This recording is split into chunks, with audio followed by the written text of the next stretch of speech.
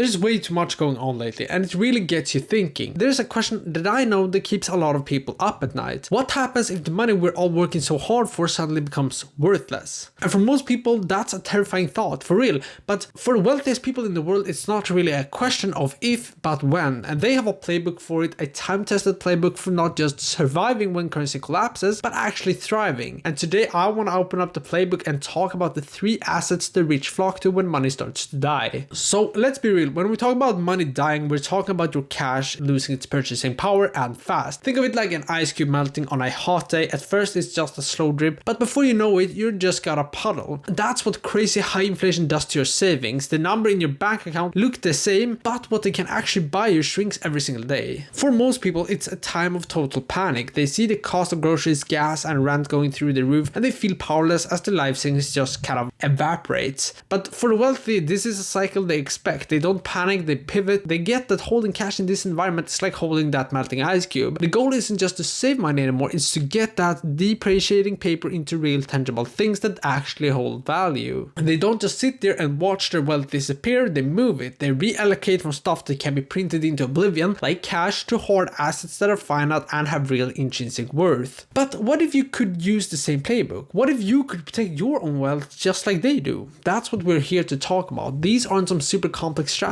only for billionaires. These are fundamental principles of wealth preservation that anyone can get. So let's dive into the first one, and it's maybe the most well-known asset the rich use to shield their fortunes. The first asset is the cornerstone of so many great fortunes, real estate. From huge farms to apartment buildings in the city, the wealthy have always used physical property as a financial fortress. So why is real estate so effective when your money is buying less and less? First, it's a powerful shield against inflation. As the cost of everything goes up, so do property values, and this is the key part, the rent you can charge. This means your income from a rental property can actually rise with inflation, protecting your purchasing power while your dollar is buying less at the grocery store. Your real estate is spinning off more of those dollars to make up for it. Second, it's tangible. You can see it, you can touch it, you can stand on it, unlike a stock or some digital coin that a government can't just create out of thin air. That physical scarcity gives it a lasting value that paper just doesn't have. Reports show that the wealthiest 1% of Americans hold nearly $52 trillion in wealth, with real estate being a major vehicle for that. Third is the power of leverage. This is huge. Wealthy investors use debt like mortgage to buy property. Now in an inflationary environment, this becomes an incredible tool. Let's say you get a $400,000 fixed rate mortgage. As inflation kicks in, the real value of that debt you owe actually goes down. You're paying back the loan with money that is worth less than the money you borrowed. And all the while, the property itself is likely going up in value and the rent it brings in is increasing. You're basically using inflation to your advantage to pay off your debt while your assets grows. It's a powerful move. The rich get that real estate isn't just a place to live, it's a dynamic investment that gives you cash flow, appreciation, tax breaks, and a real defense against your currency losing value. And if you're already seeing how powerful these strategies can be, do me a quick favor and hit the like button. It tells the YouTube algorithm that you're getting value and it helps the channel reach more people who are trying to figure all this out just like us. Alright, so the second asset the wealthy turn to is as old as civilization itself, but it gets more and more relevant with every crisis we see, and that is precious metals. And I'm talking specifically about gold and silver. When faith in governments and their currency starts to wobble, the world rediscovers what real money is. Gold and silvers are the ultimate form of money because their value isn't based on a promise from any single government or bank. Their value is intrinsic, it's recognized globally, and it's been a store of wealth for literally thousands of years. So why do the rich flock to them? Well, first and foremost, they are the ultimate safe haven asset. When there's a geopolitical chaos, economic instability, rising inflation, investors move into gold and silver to protect their capital.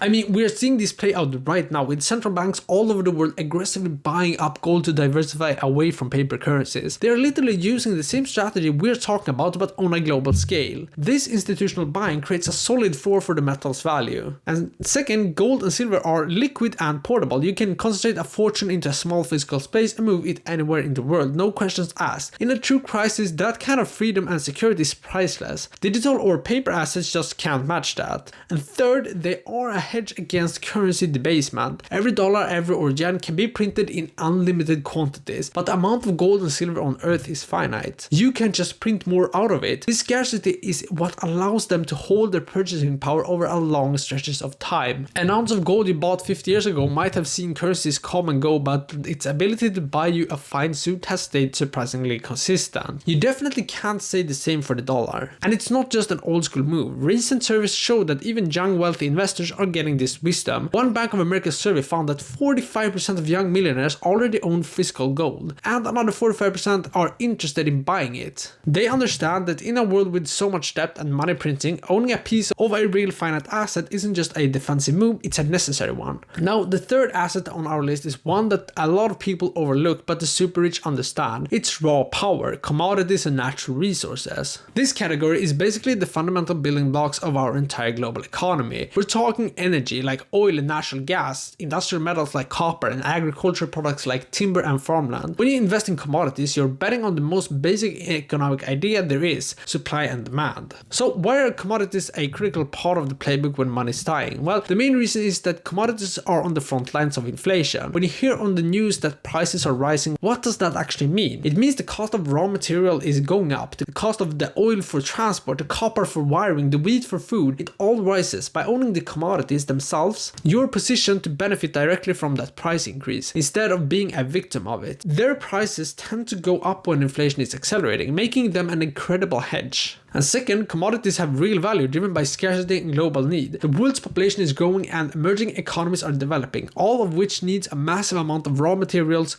You can print more money, but you can't print more oil, fertile land or copper. This built-in scarcity means that as demand keeps growing against a finite supply, the value of these resources is likely to increase over the long term. And finally, diversifying into different commodities protect you against different risks. Energy can be volatile but has a huge upside during geopolitical crisis. Agricultural land provides not just appreciation but also a yield from crops. And industrial metals are tied to economic growth and that whole transition to green energy, which needs enormous amount of stuff like copper and lithium. Investing in commodities is really a vote of confidence in human progress. It's a bet that the world will continue to need raw materials to build power and feed itself. For the wealthy, it's a way to make sure their fortune is tied to real world value, not just a fleeting promise of a currency system that feels more unstable every day. Real estate for its inflation-fighting income and tangible value, precious metals for their universal role as a safe haven and a real money, and commodities for their direct link to the raw material that fuel our world. You see the common thread here, right? All of these are hard assets, they are physical, they are finite, and they have intrinsic value. They can't just be diluted or erased by a few keystrokes at a central bank. When money dies, the rules of the game change. The focus shifts from stacking up currency to accumulating real things. And these aren't just investments, they're financial life rafts in a currency crisis. The main takeaway here isn't to panic, but to prepare. Understanding how the wealthy position themselves during these weird economic moments give you a blueprint for your own financial security. It's about thinking one step ahead, making sure your wealth is built on a solid foundation that can handle any storm. What other assets do you think are crucial for surviving a downturn? Let me know where you are at in the comments below, and if you want to keep building your financial resilience, make sure you subscribe and hit the bell notification. We're all navigating this together, trying to figure it out the leverage way.